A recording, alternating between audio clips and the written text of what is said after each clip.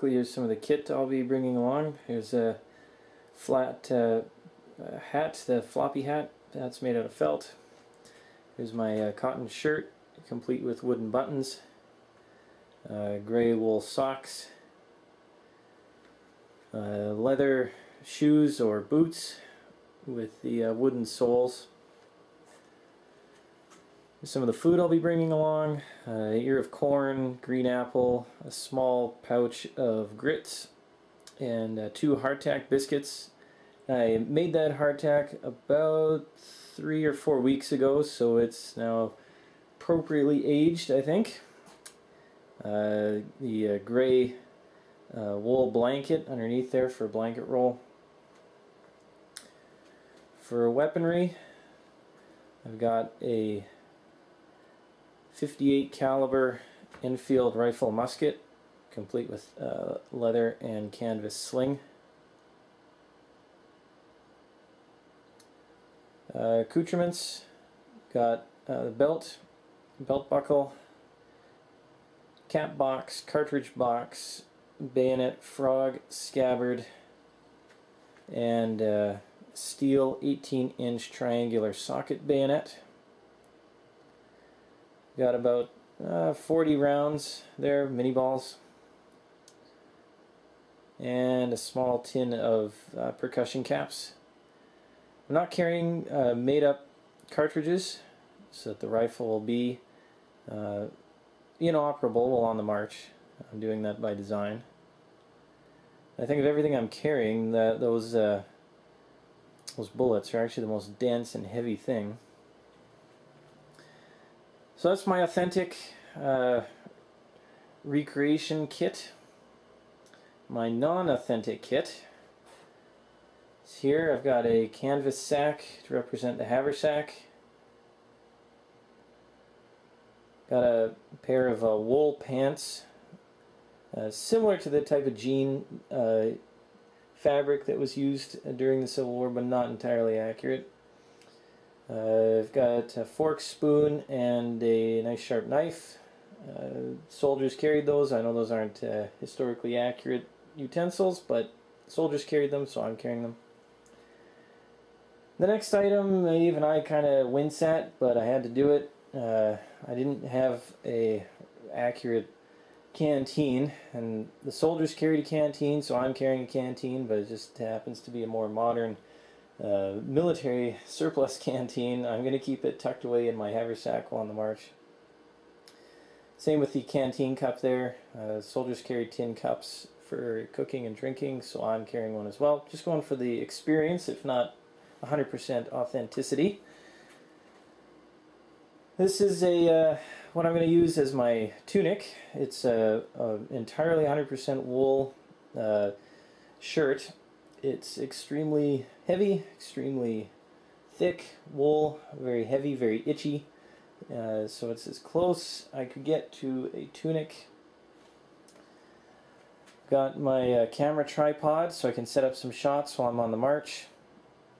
And I'm not quite sure where I'm going to sling that yet, but yes, some 21st century gear will be coming with me, as well as the camera that I'm carrying right now, which I can't show you because I'm using it.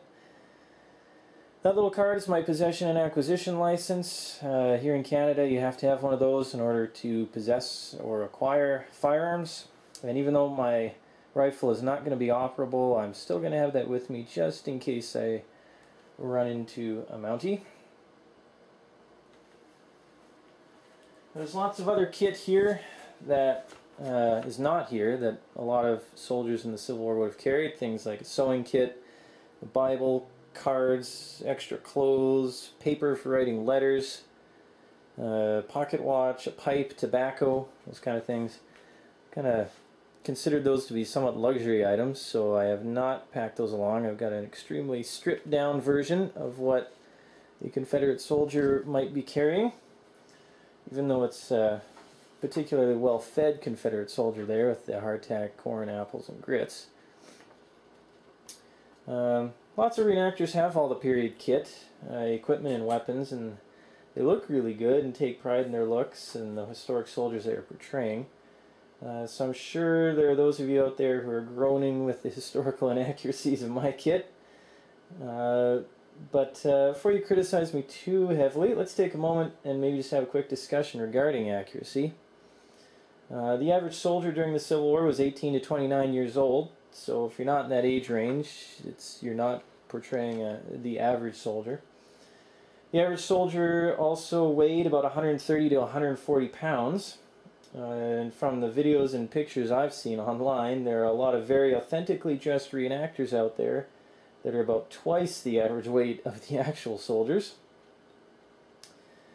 The average soldier in the Civil War spent about 5 months in winter camp, another 5 months in field camps while on campaign, and roughly 50 to 60 days on the march, and only about 14 days on an actual battlefield.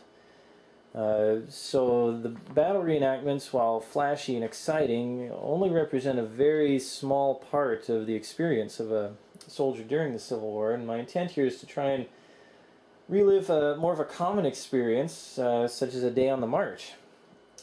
So well-dressed reenactors sure look authentic, but during the war, the field troops had a term for those soldiers who only dressed for parade and had all the best kit and all the right weaponry and everything was all polished, spit and polish, and they called them bandbox soldiers.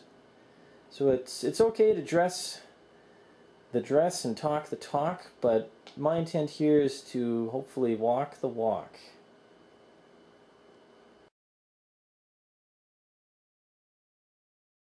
Okay, it's just past dawn. Well, you'd hardly know it from all the darkness and the rain we had overnight. And it's still out early this morning. This is the road I'm going to take. It's just a dirt path, country road. So it should approximate pretty closely to a narrow dirt path in Virginia. It's going to be really wet out there and very muddy. And as you can see, it's very flat, very treeless, so not at all like the wilderness area of Virginia.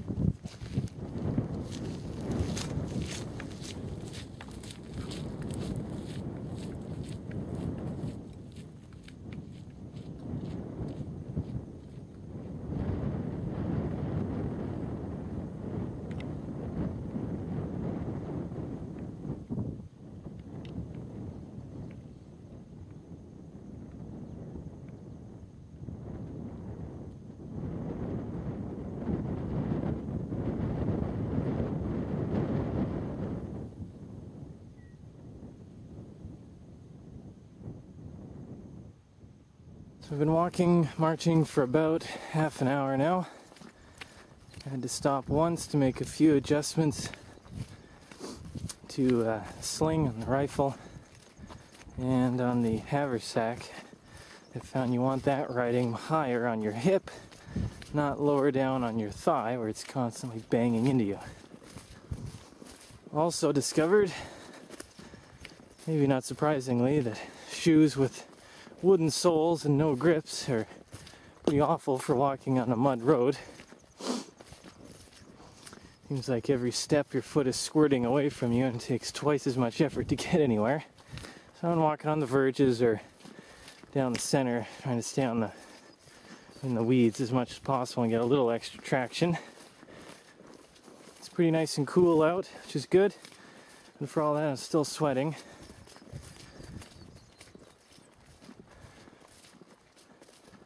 Just coming into view is my halfway point already, which is good. Try and zoom in on it here and see off down on the road there. Big copse of trees. That's a halfway point. Stop there, have a little lunch break, and turn around and come back. So that's a nice little morale boost for me. Of course, the soldiers, Jackson's men, of course, had no idea where they were going at Chancellorsville and got completely discombobulated and lost, twisting through the wilderness. So the march regime at Chancellorsville on Jackson's flank march was about 1 mile every 25 minutes for a rate of 2 miles an hour with a 10-minute break every hour. They were trying to balance their need for speed, stealth, and silence of the march with having troops fresh enough to make a large-scale attack once they reach the end. I think I'm going a little bit faster than that. Common problem on the march that Jackson's men would have had to face was the accordion-style marching of the column.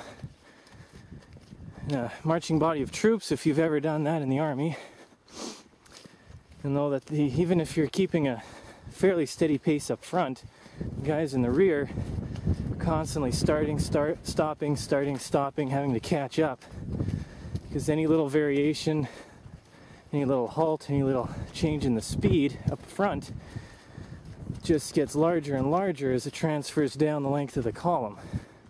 Well, I don't have to worry about that because I'm just one guy. But if you're marching a column of thousands,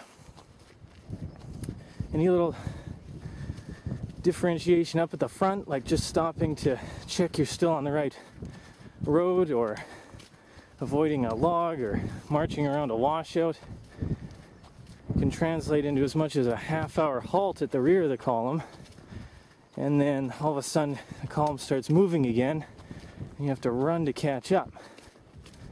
It's a very tiring way to advance down a road. The Confederate General Porter Alexander records that he was on the Chancellorsville March, and he says that was occurring on this march. He also mentioned that the worst instance of it, if you read his memoirs, was during the retreat from Gettysburg. It happened there again. All that much more tiring because that retreat was occurring in the rain. So thankfully I don't have to contend with that.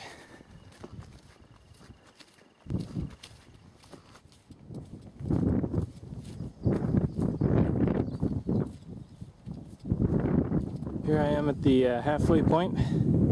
There's that large copse of trees I pointed out earlier.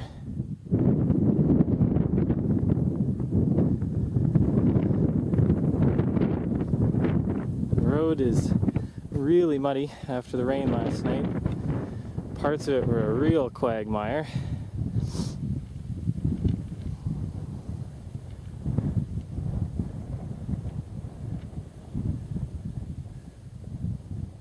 So muddy, in fact, I thought I was gonna lose my shoes for part of it. See?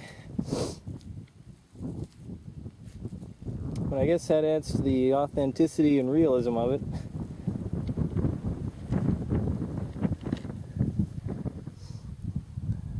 Jackson's men were allowed a half-hour break, a 15-minute break at lunch. So I'm gonna have a little snack here now. For lunch, we got a hardtack cracker and a green apple.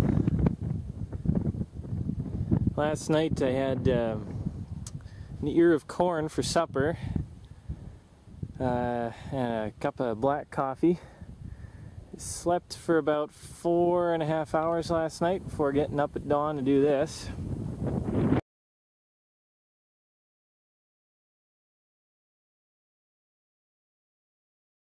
Took me about 2 hours to get this far. Oh, hopefully a 2-hour trip back. Managed to gnaw down a lot of that hardtack cracker, but not all of it. It's once you get the corners chewed off, there's not much more you can do with it, I found. Anyway, I'll keep working on it, but time to keep moving.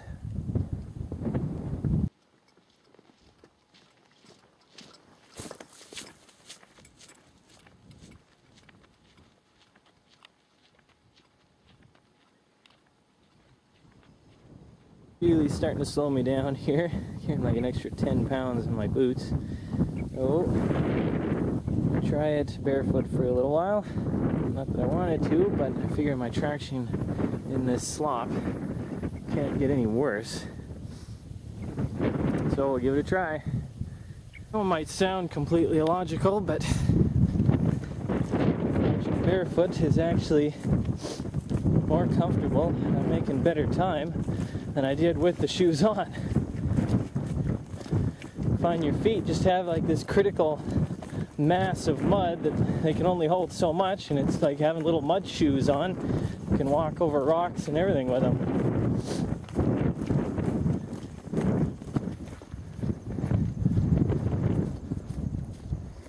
Well, last 5 miles did barefoot, which actually was a lot easier. I was getting some blisters with the shoes, and that gave my feet a chance to air out a little bit, and actually it was a little bit cooler doing it and more comfortable, and didn't really hurt. So I'm feeling pretty tired right now, a little stiff. Knees ache a bit from all the twisting in the mud, as you can see. But Jackson's men then had to pitch themselves into a 3-hour running battle into the evening. I'm not sure I would have been up for that. I feel pretty good, but man, you sure get an appreciation for what those guys had to go through.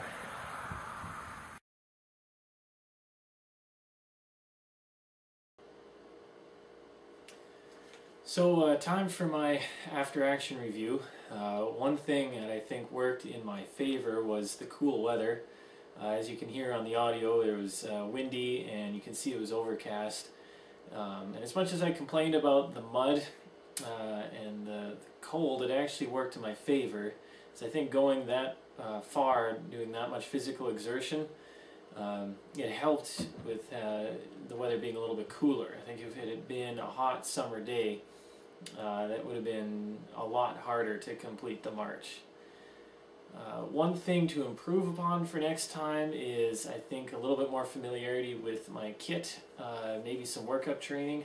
I just dove into it cold, and that ended up giving me some injuries. I got some pretty wicked blisters from the shoes, and I slipped in the mud out there and twisted my left knee, really wrenched it. So the day after the march, I was pretty badly hobbled with the blisters and a twisted knee. Also, the haversack was really digging into my shoulder, and I didn't notice it so much at the time, but the day after, that afternoon, it really became apparent that I had kind of an ache in my right shoulder. And I think just a little bit more practice with the kit beforehand would have alleviated some of that. At Chancellorsville, of course, a lot of the Confederates, this was their first real march of 1863. They'd been in winter encampments, so doing some practice marching would not have been technically historically accurate. But I think just wearing the shoes around a little bit more to toughen up my feet a bit would have helped a lot. One thing that I learned from this march is that carrying the rifle over your shoulder not only makes you look like you're really on a march, but it actually was very comfortable. I could carry it over my shoulder for long periods of time without feeling tired at all. It was actually a very comfortable way of carrying the rifle rather than slinging it or carrying it at the low port. So that was an interesting little historical find. Another thing I learned is that I did the 12 miles in 4 hours, so a 3 miles per hour pace, which was tiring, but not totally exhausting, but very tiring, and it left me injured at the end, as I said. So what with a bad knee and blisters, I'm not sure I would have been very effective launching into the actual attack that followed that march. So I think Jackson knew what he was talking about when he set the pacing march at 2 miles per hour, balancing that need for speed with the need for having troops fresh enough to go into the attack afterwards. So that was quite a little revelation when I got to the end of it.